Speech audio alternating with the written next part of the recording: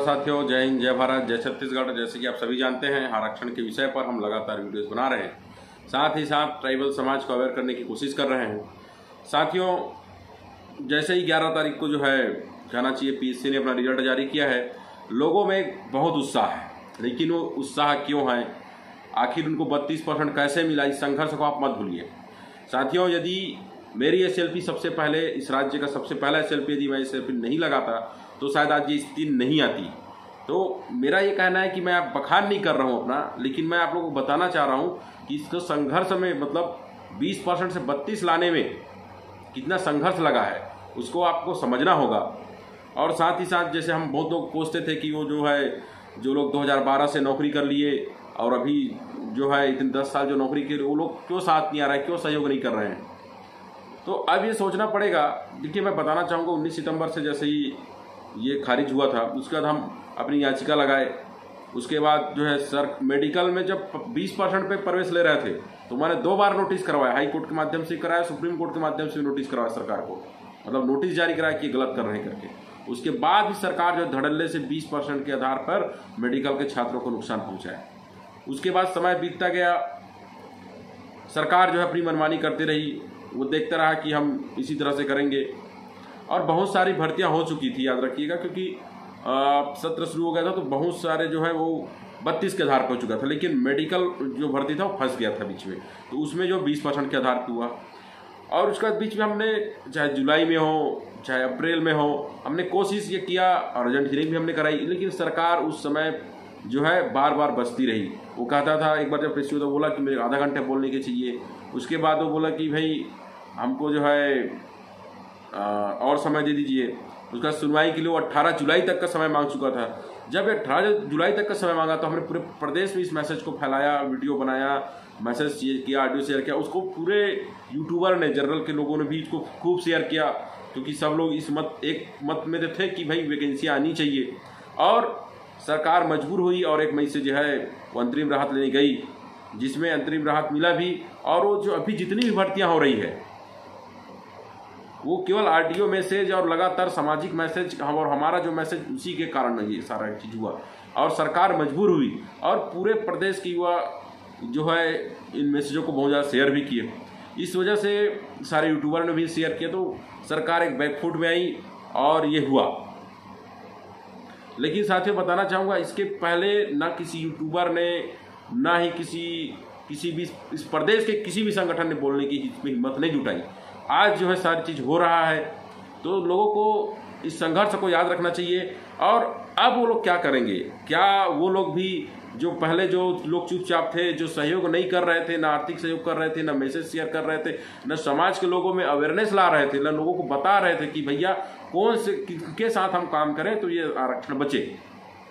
और बहुत सारे लोग सोचेंगे कि यार ऐसे ही हो गया होगा, बहुत सारे लोगों से बात करते हैं, जब पता चलता है तो कोर्ट तो कोई भी जा सकता है। तो मैं बताना चाहूँगा, इसके लिए बहुत संघर्ष किए तब वहाँ तक हम जा पाए। और अब आपको 32% आरक्षण मिल गया। बहुत सारे साथी मेरे पूछ रहे थे कि भाई जो अभी 32 मिला रुक जाएगा क्या। मैं ऐसा नहीं कहूँगा कि रुक जाएगा। मेरा इसमें एक बात स्पष्ट कर दूँ कि अभी जो 32% तक हम आए हैं, जितनी भी नियुक्ति होती है, इसके लिए मैं कहना चाहिए, मैं इसके समर्थन में हूँ। ये हो जाए, इससे फ़ायदा ही हमारे ट्राइबल समाज को है, चाहे वो कितने भी भर्तियाँ निकले, सभी में हो जाए।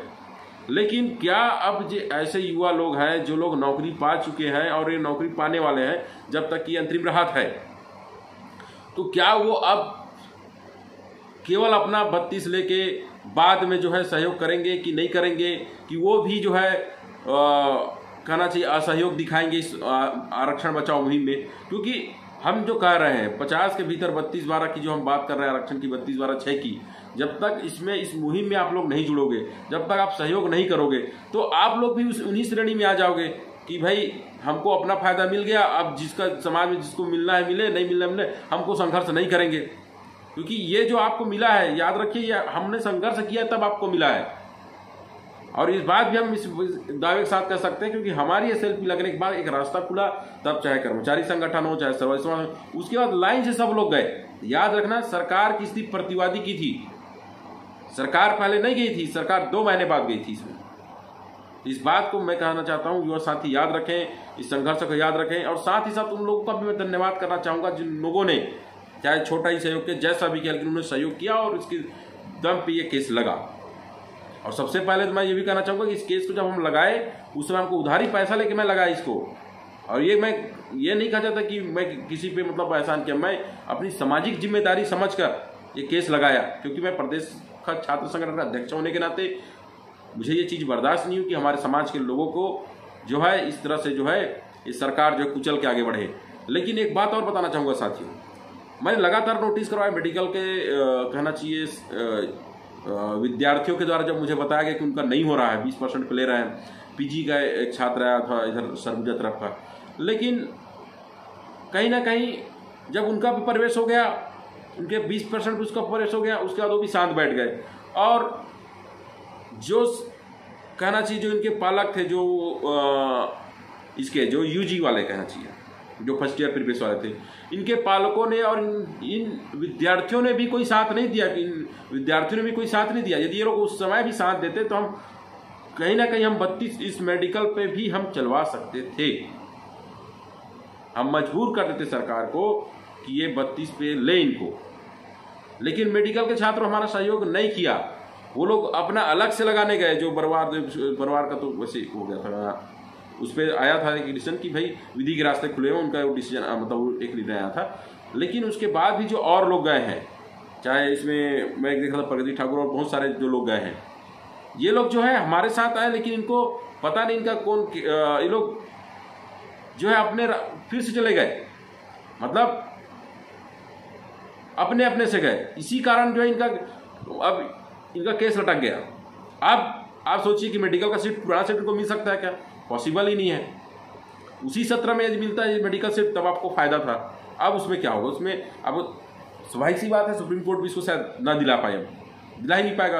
पिछले में कहाँ से एडमिशन कराएगा? साल भर बीत गए। इन गलतियों से सीखने की आवश्यकता है आपको कि हम किसका साथ दें, कौन ईमानदारी से काम कर रहा है। मैं ये बताना चाहता हूँ साथियों। साथ ही साथ आपको ये भी कहना चाहता हूँ कि अब आप लोग तय करिए जिनकी नियुक्तियां हो रही 32 के, क्योंकि 32 तो मतलब कहना चाहिए 58 तो टिकेगा नहीं, लेकिन 50 के भीतर 32 चाहिए कि नहीं चाहिए, इसके लिए भी संघर्ष आप सबको साथ देना पड़ेगा। सब आप सहयोग करेंगे तभी होगा। आप सभी को बधाई नौकरी लगने की, लेकिन इस बात को आप मत भूलिए कि इस संघर्ष में कुछ ही लोगों ने संघर्ष किया। इस पूरे छत्तीसगढ़ के 32 राज्यों में कुछ लोगों ने संघर्ष किया। सरकार नहीं चाहती थी अंतरिम राहत। सरकार केवल और केवल वो चाहता था कि 16, 20, 14 का रोस्टर किसी भी तरीके से चला सके। ये मैं हवा में बात नहीं कर रहा हूं। मेडिकल का एडमिशन हमने देख लिया, और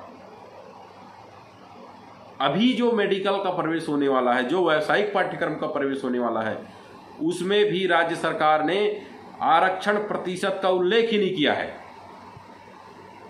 तो आप समझ जाइए कि आप किस स्थिति में हैं।